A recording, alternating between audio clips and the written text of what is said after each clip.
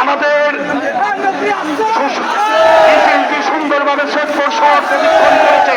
সংগ্রামী ভাইরা, এই পর্যায়ে বক্তব্য রাখার জন্য আহ্বান জানাচ্ছে আজকের সবার সম্মানিত সভাপতি বাংলাদেশ জাতীয়তাবাদী দল রাজনীতি সংগ্রামী সভাপতি অধ্যক্ষ আব্দুল গফুর সরকারকে বক্তব্য রাখার জন্য আহ্বান জানাচ্ছি এবং তার বক্তব্যের পরে আমরা দোয়া করে আমাদের এই আলোচনা সভার কার্যক্রম শুরু করব।